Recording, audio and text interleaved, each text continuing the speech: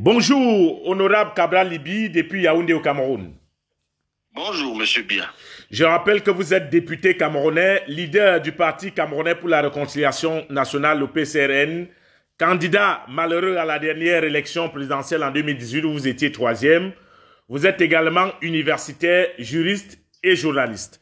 Alors, première question, Cabral Libi, votre parti a-t-il participé au défilé au boulevard du 20 mai 1972 à Yaoundé? Contre toute attente, à partir du 15 mai, le ministre de l'administration territoriale a instruit la préfectorale de nous interdire de défiler. Donc ça a commencé d'abord par Yaoundé, la capitale, où le préfet a servi une notification au départemental de notre parti, lui disant qu'à cause des dissensions internes dans le parti, nous ne pouvions pas défiler. Et puis, ça s'est poursuivi en cascade. Les préfets, de partout, nous signifiaient des interdictions, puis les sous-préfets, donc jusqu'à pratiquement le 19 mai à 2h, 3h du matin, il y avait des sous-préfets qui appelaient nos responsables locaux, leur disaient verbalement qu'ils ne peuvent pas défiler. Certains ont refusé cette verbal. Du coup, certains sous-préfets ont pondu des documents écrits jusqu'à 4h du matin. Mais face à cette situation, j'ai convoqué une réunion politique du bureau politique national d'urgence, une réunion d'urgence, à l'issue de laquelle nous avons pris comme résolution de marquer symboliquement ce moment qui est important pour nous. Alors, honorable, est-ce que logiquement ou dans la loi camerounaise, on peut vous interdire de défiler parce que vous avez des dissensions au sein de votre parti politique? Non, absolument pas. C'est une décision absurde, inique, illégale. Personne ne la comprend, même pas d'autres autorités gouvernementales ou d'autres partis politiques ou même les militants du parti au pouvoir. Personne ne la comprend. Je vous dis personne. Il n'y a pas un être humain normalement constitué qui la comprend. Parce que les dissensions dont on parle, on aura peut-être l'occasion d'y revenir tout à l'heure, les dissensions dont on parle existent au sommet du parti. Donc, l'ex-président national veut redevenir président national. Ok, d'accord, il conteste donc ma présidence à moi. Mais est-ce que cela impacte sur les responsables de base du parti? Absolument pas. Donc, de toute façon, quelle que soit l'issue de ces dissensions au sommet du parti, ceux qui sont responsables du parti à la base le demeureront. Donc, au nom de quoi, sous quel prétexte, sur le fondement de quel motif, on peut être arrivé à la conclusion qu'il fallait interdire au parti de se déployer? La raison est donc tout autre. Parce qu'on va en parler tout à l'heure. Les dissensions au sein du PCRN ne visent qu'une chose: m'empêcher, moi, d'être candidat à l'élection présidentielle de 2025. Vous disiez à l'entame de vos propos qu'il y a la crise anglophone, il y a donc des tensions politiques. Est-ce que vous pensez que c'est plus facile aujourd'hui pour le gouvernement camerounais de se cacher derrière l'armée avec des slogans qui tournent tout le temps autour de l'armée camerounaise? La vérité, c'est que il y a une grosse crise d'unité nationale au Cameroun. Il y a urgence de mettre sur pied au Cameroun une politique d'intégration nationale. Parce que malheureusement, l'ordre gouvernant a passé le temps à monter les ethnies contre les autres, les communautés contre les autres. Dans le fond, c'est un pourrissement total qui expose le Cameroun à une explosion de guerre civile à tout moment.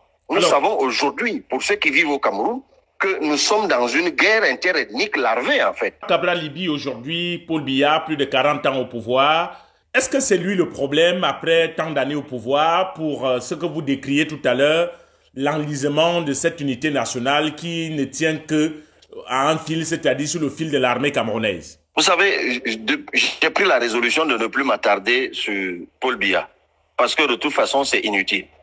Paul Biya, aujourd'hui, est âgé de, je crois, 92 ans. Il a fait 42 ans au pouvoir. Et je crois que lorsqu'on évoque l'avenir, lorsqu'on aborde l'avenir du Cameroun, ce n'est plus la peine de parler de Paul Biya. Je crois qu'aujourd'hui, le plus important, c'est de dire aux Camerounais, voilà les problèmes qui s'opposent à nous et nous avons le devoir de nous lever, de nous mobiliser pour que dès 2025, nous donnions une autre direction à notre pays. Paul Biya a fait ce qu'il a vu, ce que je viens de décrire, mais c'est lui qui a gouverné le Cameroun pendant 40 ans. Donc évidemment, il est lui-même un segment important de la néocolonisation. Il est un maillon important de la chaîne néocoloniale. Donc, il fait partie des acteurs africains qui ont perpétué ce système néocolonial. Maintenant, il va allègrement vers sa fin, tant mieux. D'accord. Honorable, on vous a vu à l'investiture du président sénégalais Diomaye Faye, et on vous a vu tout souriant, tout rêvant même. Votre parti politique actuellement est sous le feu des braises. Le ministre camerounais de l'administration territoriale, Paul Latangandji, a rejeté votre demande de mise à l'écart de Robert Kouna, l'homme qui se revendique la paternité du Parti camerounais pour la réconciliation nationale. Est-ce que vous avez compris la décision de votre ministre de tutelle? Il faut connaître les lois qui régissent les partis politiques au Cameroun. Les partis politiques au Cameroun fonctionnent de façon autonome. C'est ce que dit la loi de 90 qui régit les partis politiques. Donc, lorsque le bureau politique national a siégé, le conseil de discipline du bureau politique national a siégé après plusieurs mises en garde, de rappel à l'ordre, ainsi de suite, et a décidé d'exclure l'ex-président national qui avait fait l'aveu public, médiatique, de ce qu'il agissait sous les ordres du ministre de l'administration territoriale. Nous avons juste simplement, au regard de la loi, nous l'avons simplement informé. C'est ce que dit la loi. La loi nous demande de l'informer. Et nous l'avons fait à dessein parce que, selon les aveux du concerné, c'est lui, le ministre de l'administration territoriale, qui était à la manœuvre. Maintenant, il a signé un document qui n'a aucun fondement juridique dans lequel il nous dit qu'il n'accepte pas. Mais ces humeurs ne nous intéressent pas. Qu'il accepte, qu'il n'accepte pas, ça ne nous intéresse pas. Le temps presse, l'élection c'est l'année prochaine. Est-ce que vous aurez le temps d'avoir une décision de justice qui vous permette d'être reconnu le candidat à venir pour l'élection présidentielle de 2025? Non, mais M. Bia, ce n'est pas sur moi que le temps s'exerce. Je rappelle que je suis le président national du PCRN, vous m'avez présenté comme tel. C'est celui qui a saisi la justice qui court après le temps. Parce que c'est lui qui souhaite qu'une décision soit rendue rapidement pour le rétablir dans ses fonctions. Donc moi, je n'ai pas de problème, en théorie. Mais comme nous sommes dans le règne de l'abus, M. Christophe Bia, mais figurez-vous que pendant que l'ex-président du PCRN est en justice pour obtenir l'annulation du congrès qui a fait de moi président national, pendant que l'affaire est en instance devant les tribunaux et que, au cours des 4 précédentes audiences, son avocat était à chaque fois à la barre, le même a obtenu toujours de l'administration territoriale d'organiser un congrès dans quelques jours, un congrès électif. On est dans une succession d'abus. Nous sommes dans un pays d'abus, M. Bia. Mais que voulez-vous? Tant qu'il existe la justice, nous on garde espoir. Est-ce que vous ne craignez donc pas que tous ces abus n'aient raison sur vous en vue de votre possible candidature? Monsieur Bia, ces mots et abus et excès n'auront jamais raison sur nous. Parce que nous restons convaincus que la justice existe. Le ministre de l'administration territoriale n'est pas à son premier forfait. Ce qu'il est en train de faire là, il l'a fait dans d'autres partis politiques.